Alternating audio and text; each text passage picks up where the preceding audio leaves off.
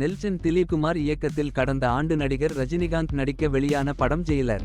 Sun pictures தயாரிப்பில் வெளியாக இப்படம் மாபெரும் வெற்றியடைந்தது. 200 கோடி பட்ஜெட்டில் உருவாகிய இப்படத்தில் ரஜினியை தொடர்ந்து மோகன்லால், சிவராஜ்குமார், ஜாக்கி ஷெராப், தமன்னா, ரம்யா கிருஷ்ணன் உள்பட பலர் நடித்தனர். படம் சூப்பர் வசூல் வேட்டை நடத்த தயாரிப்பாளர் கலாநிதி மாறன் ரஜினிகாந்த், நெல்சன், அனிருத் ஆகியோருக்கு தனித்தனியாக காசோலைகள் மற்றும் சொகுசு கார்களை வழங்கினார்.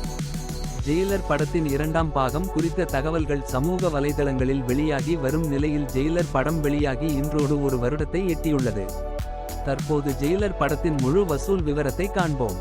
தமிழ்நாடு 195 கோடி, ஆந்திரா, தெலுங்கானா 85 கோடி, கேரளா 57.5 கோடி, கர்நாடகா 70 கோடி, மற்ற இடங்கள் 17.5 கோடி, ஓவர்சீஸ் 200 கோடி.